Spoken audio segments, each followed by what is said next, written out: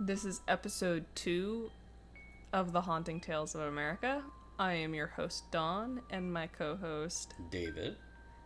So this week we are stepping away from the spooky hauntings of Virginia and stepping more towards a historical kind of vanishing, I guess, of a village. Ooh. The Hohokam people of Arizona. So they inhabited a region, the Salt and Gallia River Basin in Arizona, from 300 CE to 1450 CE. So, give or take 1,000 years. And they were known for having very impressive water irrigation systems for agricultural and farming. They had such impressive water irrigation systems that historians believe that it far surpassed the Roman Empire and their irrigation systems that they had. So, like, far ahead of their time, then. Yes. Nice. Okay. Like, it was the renditions of what artists and historians have worked on for pictures is, like, it's mind-blowing thinking that these people were far beyond their technological advances. It's crazy. They utilized the river to basically carve out water canals to automatically water certain crop fields. Oh, wow. Okay. And one of their more popular trade items that they had at the time was cotton, but they are known for having very distinct brown pottery that most of the time they were like embellished with jewelry and like chain work. And if you go down into the Gallia River Basin today, you can find remnants of these pottery pieces broken off, just scattered about. So these people have very impressive artwork, very impressive farming. Their housing for the time were like pit homes, like little mud huts. Nice. But okay.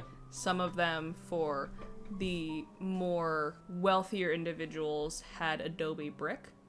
So it was something that was a little more appealing to the eye. Didn't serve too much of a functional difference between the pit-styled homes and the brick. Again, it's Arizona. It's hot. There's not too much humidity down there to deal with, but they were down by the river. Nice. Okay. So I've heard, not to cut you off, but I've heard conspiracies of what they believe are tribes and possibly other civilizations before either humans or different iterations of humans prior to what we have as dated history. Mm-hmm. So I guess my question is, you say that they're advanced before their time. I mean, could it be the simple fact of they are a tribe before? I mean, how much is actually known of the tribe? Is it like quite a bit, or? It is, so yes and no. The Historical Society that has run articles and pieces about this tribe, they have made it to sound very much so like they were primitive cave dwellers with, they just happened to stumble upon this knowledge accidentally. That's crazy just to think like, but figured out randomly how to make farming and the whole irrigation system like long before. The Hohokam people had a far superior way of living for that time than most native people in America. This was like before Christopher Columbus sailed the ocean blue and washed ashore. Well, yeah. I mean, so do they have a lot of written history? They have, so it is more of a, it's native culture, so it's more of passing down stories from, people to people and tribe to tribe. Wow, okay. There are supposedly some tribes are descendants from the Hohokam, but nothing's concrete. There's no 100% evidence that one tribe is a blood descendant from these people, but it's also not like Roanoke, where they just up and left. Pardon my pronunciation of these tribe names. I am not Native American, and I do not speak the proper dialect. The Tohono O'odham tribe and the Akimel O'odham tribe are supposedly the closest related individuals to the Hohokam tribe from 1450. So the Hohokams had a very flamboyant ball court in their town center for ceremonial and social events. Yep. But it was also a focal point of their trading, and their trade network is mainly where people gathered to conduct business. The Hohokam's main trade source at the time was cotton, but they also traded their pottery, and their pottery was again adorned with very beautiful jewels and jewelry. And another trade item that they had, which you can find pieces of these just scattered about down in the river basin if you go down to Arizona, of copper bells. Copper was a large trade item, which aggravates me that historians want to say that these people were primitive and they lived in, their technology was sticks and stones, when they had the ability to smelt metals and create bells. They had the ability to get something to such heat to melt copper, and I'm honestly not 100% sure of what the boiling point or the melting point for copper is, but to then have the technology to cast it is far beyond the technological advances of a tribe who have... Especially this time period, too. Correct. Wow.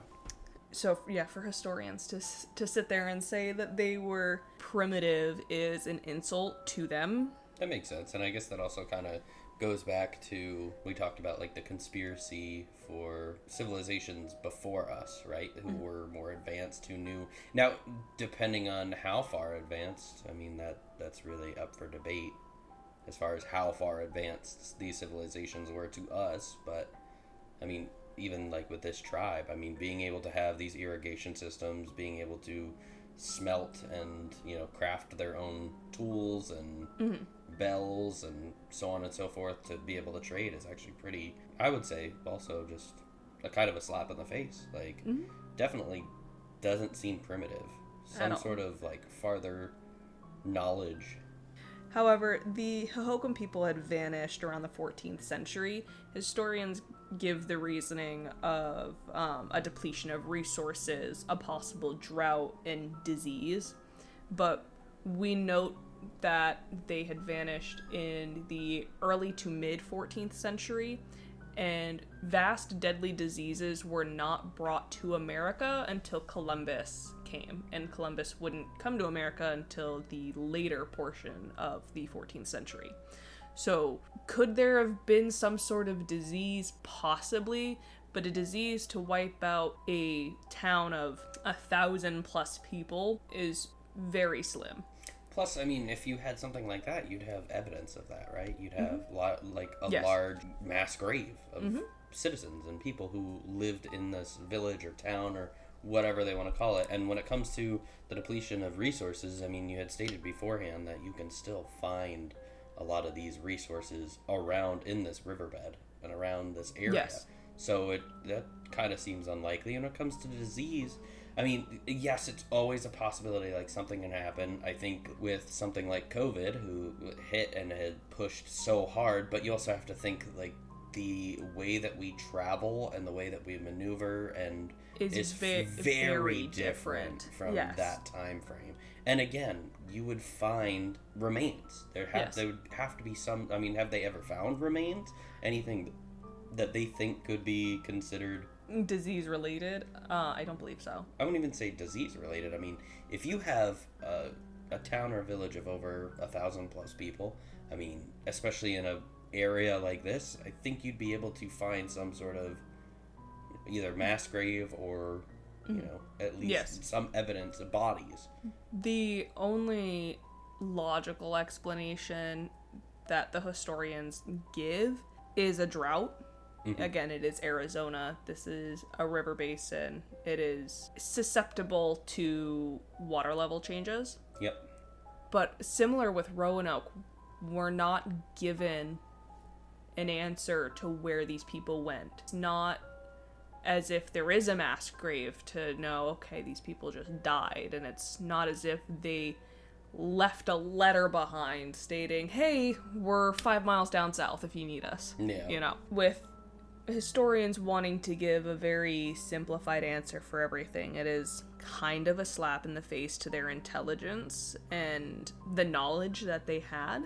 The types of, and I'll show you pictures later for you to show on screen, but the types of water irrigation system, it's not something that was just simply stumbled upon. It's not just like, oopsie daisy, guess this works. Outside looking at it it is a very clear evidence that this was something that was taught, and that kind of ties in with the conspiracy. There are people that believe that the Anunnaki in Mexico, which is very close to Arizona, had taught and given advice to advance their civilization and their tribe.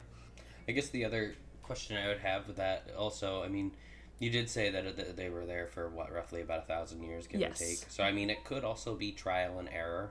It would also depend how far these irrigation systems and how long they're, like, predated. I mean, if they're able to kind of put, like, a time frame on it, oh, they've been around for, 800 years at this point, and in the last 200 years they had this irrigation system kind of figured out. But, again, being able to, I guess, have that kind of knowledge, I mean, it can either be passed down, or it could possibly just be years of trial and error. But again, I guess we'll never get those kind of answers, those questions answered. Unfortunately, I don't think we will. And again, the other thing is, with historians looking at this tribe and stating, oh, they've got sticks and stones, they're very primitive, in one sentence, and then in the next going, but they had irrigation systems better than Rome, but they're primitive and they don't know what they're doing. Yeah.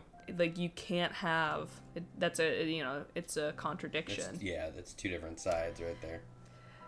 Delving into conspiracy side of everything, again, with people thinking that maybe the Anunnaki had something to do with it, and, giving knowledge from their side. And again, we'll never know, and it's fun to just think of conspiracies of like, ooh, the what ifs. But and the other is where the Hohokam Tribe is modern day Phoenix. Yep. And modern day Phoenix, Arizona runs within the 33-degree parallel. Mm-hmm. And if you know anything about the 33-degree parallel, it is put a line down on a map on the 33-degree latitude, and you run it across. There are a bunch of historical sites, massive historical sites that meet up. So Really? You get the Great Pyramid of Giza, Easter Island, and Machu Picchu. Okay. And if you know anything more about the 33-degree parallel, it is the number 33 is a very big number in the spiritual world and realm. And considering the fact that Native Americans are naturally very spiritual and connect with the earth very easily, numbers mean a lot. The 33-degree parallel is 33 is the age of Jesus' death. Mm-hmm. Which on the date of recording, we are recording on Easter, by the way. And it is the highest known rank of the Freemasonry. Yep, I was going to say that. There are 33 vertebrae in your spine, and a bunch of really weird spiritual correlations with the number 33. Some sinister, some not so sinister. Yeah. Well, when you bring up, like, Phoenix, also, the other thing I can think of is, like, the Phoenix Lights, which, like, I would like to touch on later on down the line. It's, like, a huge UFO thing that happened in that area, but I don't know, it's kind of strange when you think about it, because a lot of things seem to happen, and a lot of things line up with this 33-degree, like, parallel that you were talking about. So, I mean, just a lot of historical places, a lot of events So, I mean, it's just very interesting and very, I don't know, I want to say, like, coincidental. Because, I mean, is there ever really such things as a coincidence? Like, There's no such thing as a coincidence. I feel like these things kind of happen for a reason, and maybe it's a reason beyond our understanding. But again, not to go too back far into it, again, when you have civilizations that possibly had more advanced knowledge than us, maybe these civilizations knew something that we don't. Yes. Even like to this day, it could be a lost tech or lost traditions or a lost concept, just lost to time. Yep. You know, the more I think about it, is we don't have a lot as far as stuff that's like predates writing and keeping track of things, like written history. So, who knows? Yeah. So, I mean, when I think of Phoenix, I think, again, Phoenix Lights, you know, big, massive thing going through the sky. Who's to say that it wasn't the first time, you know, that it's been here? Well, there is also a massive Freemasonry following in Phoenix, Arizona. Really? Now that I didn't know. So there is a very large Freemasonry temple in Phoenix. And then you have, I believe you also have Scientology down there as well. I think so. I don't know much about Scientology. I don't know that much. That would be a cool one to kind of go through at some point, too. Ted Cruz. No, I'm just kidding. It's so funny because there's a conspiracy about Ted Cruz being the Zodiac Killer. Have you ever heard that? No. Oh, that's we'll so funny. have to touch on that. Oh, it's funny. However, with the Hohokam people, there's not much we know about them. We have physical evidence that they were there, and that's where they had resided for a hot minute before whatever happened to them happened, whether it be disease or drought. But we'll never actually 100% know what happened to these people, unfortunately. Yeah, wow. You know, conspiracy theories only go so far. With them being in the 33-degree parallel, and with them being in modern-day Phoenix, some people believe that they were intentionally removed from that area to create modern-day Phoenix, Arizona. Oh, really? But I don't know how that really correlates, because this is so back in history, like, we hadn't colonized the U.S. yet. Yeah, exactly. So, I don't quite know how folks feel about that one. I guess the only thing I could really think of is like, disease kind of seems, for me personally, off the table. I feel like you would find bodies, you'd find graves, you'd find some sort of evidence, right? So that seems like off the table for me. I think drought kind of makes the most sense to me personally. And the reason I say that is, if there is a drought, I mean, what do you do? What are you going to do? You can't just lay down and die, right? At that point, you try to, you go where the water is, right? So is it possible that they kind of dispersed and went in search of water and for a better area to kind of inhabit? And, are they mistaken later on down the line in history for another individual tribe, or, who knows? I mean, I guess we'll never really know. But that's kind of my theory, because, I mean, if they're talking about a drought and it's a possibility that something happened, that could be it. They dispersed, they went for water, and either, something happened to them along the way, or they got mistaken for another tribe later on down the line in a different area. Who knows? But unfortunately, the truth will always be stranger than fiction. And with things like this, and with scenarios like this, unfortunately, the simplest answer doesn't always fill the void of the learner. Yeah. Well, I think it's crazy, because if you think of other times in history, they're not the only tribe to disappear.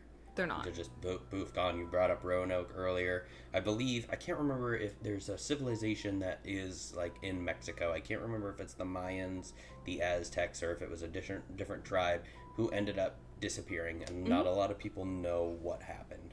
It was either the Mayans or the Aztecs. I think it was the Mayan people, and there are theories just the same as the Hohokam people, but nobody really knows for sure. And I think the craziest part is you bring up there's possible descendants, and again, I mean, you obviously do have people that, have Mayan bloodlines and Mayan descendants, and, 100%. So but for them to just be like, there's possible descendants, but we don't know what happened to these people, is kind of crazy. And I know when it comes to like conspiracies and stuff like that, there are thoughts that either, again, they're so far forward in technologies that they were able to find a way to just, escape time, and now they're lost in it. Yep. Nobody really knows. So, I mean, whether it be that, something has to do with time and energy and technology that far surpasses what we have, or even as far as like abduction, like. However, and gonna touch on a small biblical standpoint, not to sound religious or be religious, but the Bible does state that humans get an abundance of knowledge that we shouldn't have from fallen angels. And that is, supposedly where we got the knowledge for the Great Pyramids of Giza. We got the building plans from a fallen angel, and then we had help from along the way from other people, and so on and so forth. So maybe this tribe had knowledge from an angel that they weren't supposed to have. Yeah. Having an irrigation system and having the ability to farm in such a hostile environment with ease, you have to think, where did you get this? Nobody else in your area is doing this. That's true. Nobody else in a very harsh environment is like, what we're gonna do? We're gonna go down by that water, we're gonna dig some trenches, and we're gonna have an automatic watering system for this really shitty soil that we have. Yeah. That was the other thing, is they knew how to properly get different nitrates and nutrients into the soil. And Arizonan soil is very poor. Really? It is very poor quality. Even to this day, or just yes. Back then? Really? Yes. Even like you go out and it's the desert. It's just basically sand. Really? I've never been to Arizona. I can imagine. So the only things that really grow out there are things that don't like water, and things that don't need to have a large root depth. Okay. Cacti only like to be watered like once a month. Really? I didn't know that. Yes. Cool. Fun fact, my great-grandmother killed 12 different cacti from overwatering. With it being such a harsh environment and such a harsh area, it doesn't feel like that type of knowledge was just learned from trial and error. I guess so. Yeah, again, hard to say. We'll never know. Right. We can spitball all day, but cold hard truth is we don't have the facts on this. It's very, very small amount of written history, if any at all. But again, you had said it's more traditionally passed down and talked about more than it is actually written accounts. Yeah. So, I guess we never really will know, but it's nice to spitball. It's fun. That's, I think, my favorite part about conspiracies in the long run is it's fun to spitball. It's fun to play with the what ifs, Without it's fun to get the correlations between different conspiracies and just create a chain. Oh yeah, create the red web, right? That's what it is. So you get a cork board and you start tying some string, some thread along the way, and start putting things together. That's kind of the fun part. So, but again, they're not the only tribe throughout history to just up and vanish. So they're not. But it is very interesting to think about that another very far technologically advanced tribe did just go poof. Yeah, gone. And I feel like they're not a very well-known tribe. Granted, they've got more traction than others, but they're not as known as Roanoke, as the Roanoke colony. Or Mayans. Or the Mayans. The Mayans were very far ahead of their time when it came to like astrology and the stars in the sky. They were so far advanced. Like they knew the Earth was round before. Yeah, it's pretty crazy. Modern day science. Oh yeah. Like it's which is so weird because you talk about these being primitive and being so, again, just labeled as, sticks and stones and tribal people. Yep. but they had knowledge that far surpassed like what we even have today. Have today to an extent. And there are, and I shouldn't even say just what we have today to an extent, but also we don't even have the understanding of how they obtained that knowledge, if that makes sense. Like, we can't understand the concept of, like, how did they figure this stuff out? Again, it's fun to spitball and kind of throw ideas at each other, but when it comes down to written history, we'll never know. Unfortunately. And if this is something that, like, so do they have any sort of resources that you can kind of read and try to figure out about these people? I mean, obviously you're able to look up some things, but... So Arizona State has a whole page dedicated to the Hohokam Tribe. Nice, okay. And their way of living and all that fun jazz.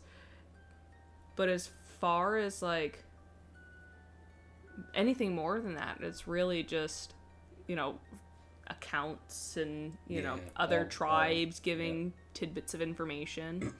And I think it would be so cool to go to Arizona and see if we can't find a little piece of a Hohokam pottery bowl. Yeah. Is it really that prominent down there? It is. So there's a guy who actually will go down to the river basin down there, and he'll just find chunks of clay pots, and nice. He's found an intact bell before. And again, like, these people have the ability to cast metals. Yeah. So they're not. I mean, they're not dumb. But I would love to be able to be like, where'd you get your info from? Yeah, exactly. And it sucks because we'll never get that opportunity. We won't.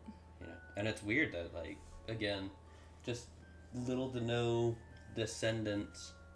So, bits and pieces of information from tribes and whatever was passed down to whoever could pass it down to. Like, that's insane. I don't know. Part of me just really thinks it might have been a drought, and then they kind of spread out and did their own thing, but who knows? I'd love to hear some more opinions. If you guys have anything, again, we will share our email address in the video format of here, and if you guys have any of your own stories, your own conspiracies, anything like that, be sure to send us an email. We will definitely try to read those on the podcast. We do plan to do some, like, viewer stories, conspiracies, that kind of stuff. We feel like it'd be really fun to kind of do user or viewer entries. So yes, and I also feel like this is the Haunting Tales of America. It is in our title, very American based, but yeah, I would hopefully be able to touch on some out of our country stuff occasionally. Yeah, I don't mind doing stuff like that. I mean, I like having the basis of stuff from where we are, but again, I wouldn't mind listening to different tales from around the world. That'd be kind of fun, too. Well, David over here is very into the haunting and the ghostly side of things. I prefer the historic. And, like, conspiracy. Historic conspiracies. Oh, yeah, all day. I've always been more of, like, I grew up with kind of, like, the ghosts and the supernatural stuff. I'm very in tune with that. For some reason. I don't know why. It's weird that you bring that up because, like, I shouldn't say weird. I mean, obviously, some sort of context. But my family's very in tune with spiritual things. It's very, like, you can ask my aunt about some things that, happened when she was pregnant with my cousin. There's a lot of very weird things that we've experienced in my family.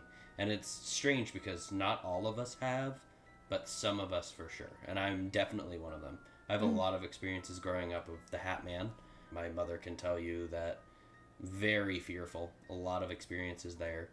I even have experiences today with sleep paralysis. You've had, been a part of that and have seen those experiences or how I react to those experiences. Yeah. How I talk about them. It's terrifying. Oh, it is. I've kind of narrowed it down to a couple of things, though. Way I sleep and all that other kind of weird stuff. But, like, lucid dreams and ghosts and spirits, hauntings, like, all of that kind of stuff has resonated with me my entire life. So that's kind of my aspect. I really like those kind of things. But I do love conspiracies as well, don't get me wrong. That's why I can't wait for, your episodes to come out and we can talk about things that I've never heard of. Like, I've never heard of the Hohokam people before. Like, that's super cool.